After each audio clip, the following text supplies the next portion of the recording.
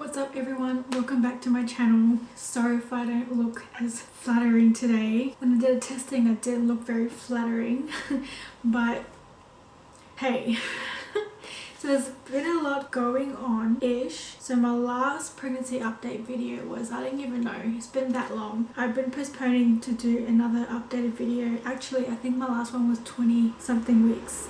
Let's have a look to be exact. 26 weeks I believe was my last update in regards to my whole placenta previa, but I also did a 22 to 24 week pregnancy update like a month ago, and I'm currently 34 weeks plus 1. So it's been a long time. I have kept some notes. I was supposed to update you guys on my second hospital visit. Yes, I did actually in fact go back to hospital again for the second time, literally a week after the day I was discharged from the week before. So basically this video is going to be a combination of my regular pregnancy update video slash an update on what happened on the second hospital visit, plus I went to hospital again for the third time last week. So yeah, it's been great. I had no bleed for 6 weeks. Everything was going great. I thought that everything had turned around and I had a chance to reach my C-section appointment, which by the way has been scheduled. But anyway, I'm just going to get into it. I'll just go through the notes that I have listed on my phone after, I think it's after, you know, I haven't even looked at it that well, but I've written 25 weeks, so I believe this could be updates pretty much from 25 weeks. Okay, so this must be from when I had my specialist appointment, which was at 25 weeks. It was just a quick appointment. They just did the regular check, you know, the urine, blood pressure, baby. Talked about me taking prenatals and iron tablets, which I haven't been at the time. And he advised me it's important for me to take it due to the fact that I had lost a lot of blood with my first C-section with Alina, and he wanted to also have me get a ultrasound scan done at 32 weeks. So he gave me a form for that, and he wanted to see me again the following week for the results to discuss whatever the outcome is and to schedule the C-section. I also wrote down, or if my placenta moves, I can decide how I want to give birth then. And then obviously after that, like I said, literally a week after my bleed, I got admitted to hospital. I wrote down the notes on my laptop. I don't really want to get too much into that because it wasn't any different. I went to the hospital as I did the first time and they admitted me, obviously had to stay there an extra day longer than the first time. I only had that one bleed and I think it happened at night time this time when I went to the toilet, came back, and I had tried to lift up Alina to scoot her over because she had pretty much rolled into the middle of my side of the bed, and then I felt a gush of blood, so I went back to the hospital. And yeah, just the same thing really. I'll just have a look in the notes just in case there is anything important in there. I always do this, like I always want to be prepared for these videos, and then in the end when I end up doing the video I'm not prepared. Sorry if you can hear Idris talking. So while I was in the assessment room before I got admitted, a doctor came in to talk to us about placenta accreta, which we already knew about, but he explained it to us a little bit more, so it made a lot more sense. At the time he said that they more than likely will actually discharge me later, but then when my medical team arrived, she actually wanted me to stay, so that was a bummer. They wanted to keep me over the weekend, so I got admitted on a Friday and they wanted to keep me over the weekend and discharge me on Monday. I can't remember any of this stuff, but apparently they also told me that because of my low-lying placenta, that's the reason why they prefer to keep me, because they're concerned. The only different thing about this hospital stay at the second time was that I had to share a room, which meant I had to share bathrooms and toilets with like 3 other girls, which sucked. But luckily I never actually got to see them in person. Like we never crossed paths. I always made sure that I would miss them. And my bed was pretty much close to the entrance anyway, so I could just quickly sneak in and not have anyone see me. Alright, so that's pretty much it for my second hospital visit. Obviously if I had done this video sooner I'd get more into detail, but because so much has been happening since then and it's been such a long gap since my last update, I just want to keep it short. But in saying that, there's nothing really different about it anyway. So from then on, I didn't feel sick and horrible after I ate, especially if I overate or too fast. But obviously in the last couple of weeks, I started to feel that again.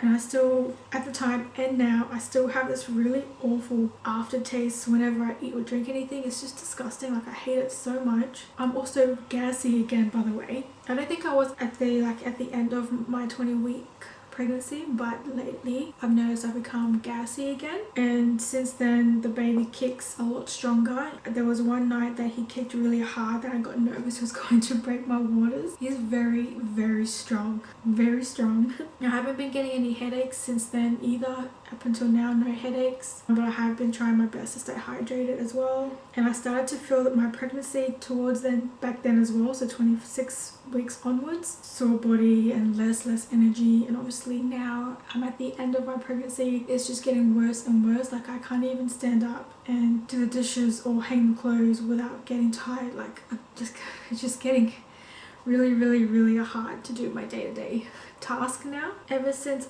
my second hospital visit, I started getting a lot of tightening, like Braxton Hicks, and they've increased a lot as well in the last couple of weeks. It doesn't hurt or anything, it's just tightening and it feels a little bit discomfort. Sometimes it's not that bad, sometimes it's pretty strong, but no pain is associated with it, so I don't worry. And my appetite has gone through the roof. Like, I can't stop eating. Like, the moment I eat, I can't stop. I'll keep eating, even though I can feel like I'm full and I've had enough, but I just can't. Like, I just feel like I want to eat everything.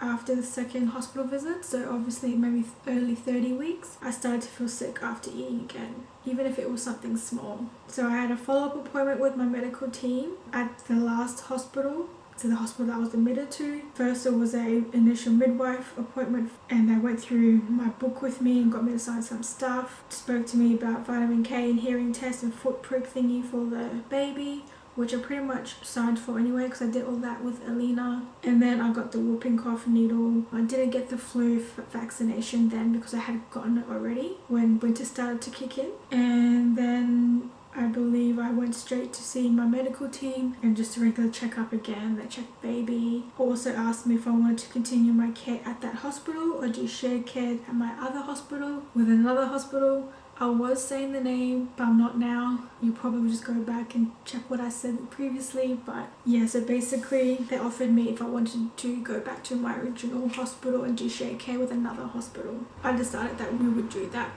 because the hospital that I was admitted to twice, too far for us and inconvenient. And I was also worried that I'll end up having to go back again. And it's just, yeah, it was just too much of a headache. So I decided that, yeah, we'll stop our care at that hospital and go back to the one that was closest. So I called my midwife and she was still happy to keep me, and we booked an appointment to catch up. After that I was waking up super moody, but didn't last all day. But then I take it out on Alina and I feel really bad. But yeah, it's just been really, like, my mood has just been terrible. And then obviously because of the second hospital visit, I didn't want to go back again. So I was trying to take it easy, trying not to pick up Alina too much, trying to not stress over the mess. But after the weeks gone by and nothing was happening again, I guess my mind just subconsciously went back to doing my normal thing again. Had a follow-up appointment with my midwife, just caught up on what was happening and did have regular routine checks. I asked her about the chances of getting placenta previa again because I'm worried that I could get it again if I was to try for another baby, and she doesn't believe that women get placenta previa due to previous C-section, which is what it says when I searched about it. She said that it's just the luck of the draw. And then we booked an appointment to see her again at 34 weeks, and we discussed scheduling a C-section, but obviously it can't be through her, it's got to be through the other hospital, and I wasn't seeing them until a week after, I think. And then I finally had my appointment with the hospital, 3rd of August I believe. So the initial appointment was with the midwife. It was just more of an introduction. So it was just a initial midwife appointment, and it was more of an introduction and just them getting to know my circumstances and then, you know, all that stuff. I had a phone call straight after with the OB, but the midwife was able to have the OB see me in person, so that was awesome because I hate phone calls. And again, same conversation, just going through everything, answering any questions. I booked in a C-section date as well, as mentioned earlier in this video. I don't want to tell you the date, but I will tell you it's pretty much 2 weeks before my due date. Oh, aren't you done? No? No. The purple hoodie's there if you want to wear it. I'm not wearing it. Just leave it there, don't go inside the room. Huh? Just leave all your clothes there for now. Yeah, I know. I wasn't putting it there. Are you going back in the room though? No, I'm watching you. Sorry. I'm nearly finished. Can you go? Are you pretending like you're working? No, I've got notes on here. Can you go? Babe, I want to get something done before Lena wakes up.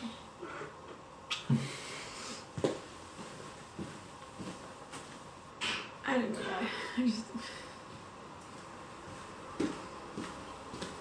I've got my headphones on anyway. I was just going to say, I've got to put my shoes away. Okay. Can you hear me? Babe? Babe? Babe? Okay. So my C-section date has already been booked. The OB said it's not promised yet, but she did book it in. So I'm not sure what she means by she can't promise anything. I guess I'll find out when I get the letter. And then she requested for an ultrasound scan to be done in the coming days, but someone's going to call me for that, which they did. And then also she wanted me to go and get my iron levels tested again, as they were borderline the last time, and reminded me to continue to take my iron tablets upon my surgery. And then I ended up having my third hospital visit. This time I went to this other hospital that I'm doing share care with Armidale. So this hospital is where I'll be having the baby. Not at Armidale, but I'm still seeing my midwife at Armidale. So essentially it happened on a Sunday morning at 1 o'clock in the morning on the 9th of August. I got up to go toilet, and as I got out of bed I felt that feeling you get, you know, when you feel a gush coming out, kind of like when you have your period. And so yeah, I went to the toilet and there was blood came out and everything. Sorry, TMI. So yeah, I woke up indoors, but I didn't want to go to hospital, and because the last 2 times I bled, I didn't bleed again. It was that one off, so we decided that we'll just sleep on it. It was 1 a.m. in the morning. It would have been too hard to, you know, call someone to help with Alina. Didn't want to bring her either. So yeah, we just went back to sleep. Woke up at 7, went to toilet, and there was still fresh blood. So I had to go to the hospital. Went to the hospital. First, obviously, it just picked up Idris's mum and brought her here. And then we went to the hospital and they put me on the CTG, where they just put these 2 monitors on my stomach and monitor the baby. They inserted the thing in your, you know, that thing, cannula, I think is what it's called. I thought it was called IVF, but it's called cannula. They first actually tried to put it on my wrist here, which I'm not sure if you'll be able to see, but I want to show you because, oh my god, it's pretty much bruised. The lady, she said that she went too far into the vein, that it pretty much went through the vein, so they had to do it again, and she got a different lady to do it, thank goodness, and she put it on my wrist. This time it wasn't as bad as the first one that was put in here, but still I don't really like it.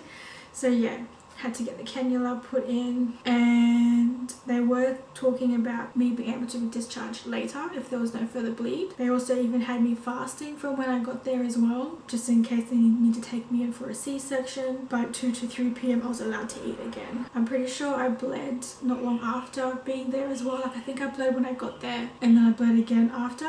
I wrote all the times on my phone because it was just happening a lot more, that every time they would come in to ask me I'd forget, so I had to start writing it down. They gave me another shot of Celestone, which I got 2 doses the first time I bled, and apparently because it only lasts in your system for 6 weeks, so they gave me another dose, just 1, to further progress the baby's lungs, I believe. And I wrote down that I basically bled 6 times that day, including the one from the morning, but it wasn't like heavy bleeding, it's just like a little here and there. I was like in the assessment room all day.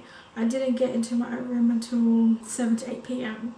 Obviously, they ended up starting to keep me because of all these bleeds that were happening throughout the day when I was in assessment. I bled again that night at 1 a.m. Following morning, they were going to let me go home that same day, as I hadn't bled all morning. Basically, this hospital was different to the last hospital that I was at. The last hospital pretty much just says, we're going to keep you for this many days. This hospital, they pretty much will let you go home if you don't have any bleeds 24 hours from the last bleed. But I ended up bleeding later on, like at 2:50 p.m. So they kept me there overnight again. And they did mention they were going to have me stay for a couple of nights as well if it persisted. So Monday morning, they took me to my ultrasound scan appointment because I had an appointment that day for the ultrasound that I mentioned from the OB. May appointment. This is probably going all over the place, I'm so sorry. Hopefully it all makes sense. The results from the ultrasound came back fine. The placenta is still in the same spot. Baby's head was down. Baby is still definitely a boy because I asked the sonographer to check again because it's never really 100% certain. And the baby growth was good too as well, with a really good blood flow. I didn't bleed again until the next day at 12:18 a.m. in the morning. It was a little bit brown but red at the same time, and then I woke up that morning at 8 a.m. and it was brown blood, which is good. And I basically said if I don't bleed until 3 p.m. that day, they'll let me go home. Yeah, and then in the end I didn't end up bleeding, so I was discharged on Tuesday that just passed. So today's Thursday the 14th, and I was discharged the Tuesday. I don't know what date that was, the 11th I think. Upon my discharge, the doctor came back and spoke to me. He wanted to request another ultrasound scan. I got a phone call today to book it, but I was driving and I'm waiting for the lady to call me back, but she doesn't call me back, so I called her back again, but she wasn't available. Anyway, he wants me to have another ultrasound scan 2 weeks from now, so at 36 weeks, to see the growth of the baby and to see what the placenta is doing in terms of it being a crater, which essentially is when the placenta ends up like growing into your uterine wall, I believe. If all goes well and no further bleeding, I can continue on until my scheduled C-section. But if further bleeding until the lead up to the C-section, then I have to go back to the hospital and be monitored again, and they will consider having an early C-section, but I won't know for sure if that happens and I get there, and then they make their decision. And then 2:40 p.m. on that Tuesday, the midwife came back to do one last CTG check on the baby. The doctor requested it just to be sure, and everything was fine. But essentially they're just kind of trying to get me as far as possible through this pregnancy and just to see what happens. I have my next OB appointment this coming Monday, but I might just update you guys on that because I plan to vlog that day, so I'll save that for that video. But I had my midwife appointment today. It was my last appointment. It was just to update her on what happened, and then she did her regular routine check. Then we talked a bit about everything. I mentioned to her about the celestone because Idrisna was concerned as to why they wanted to give me a third dose, and in saying that, my midwife also wanted me to make sure I asked my OB if when the baby comes, do they need to check the baby sugar levels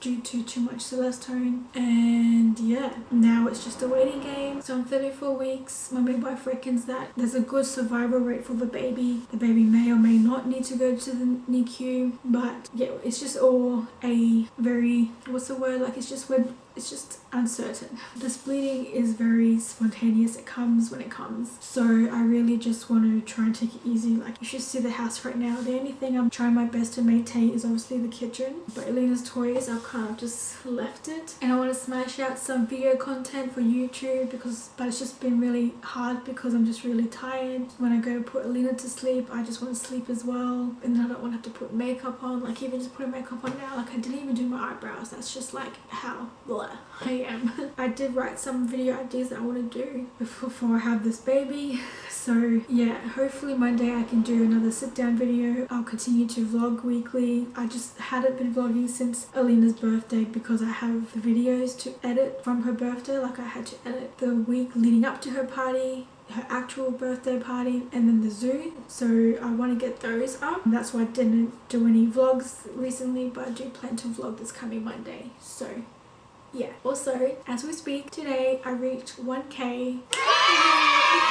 So excited. Yeah, it's just a great way to end the week, coming into the weekend. Thank you for everyone who subscribed. It really means a lot to me. I've had this account since 2015, on and off, obviously, so it really means a lot that me being consistent on this channel has, you know, shown improvement in my views and everything like that. So obviously you guys are enjoying it, so thank you. But yeah, I'm out of breath and I want to end this video.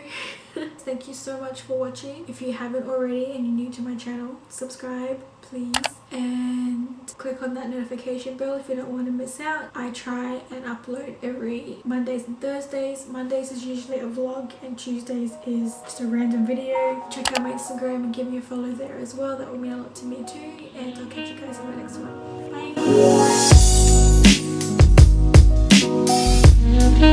Bye.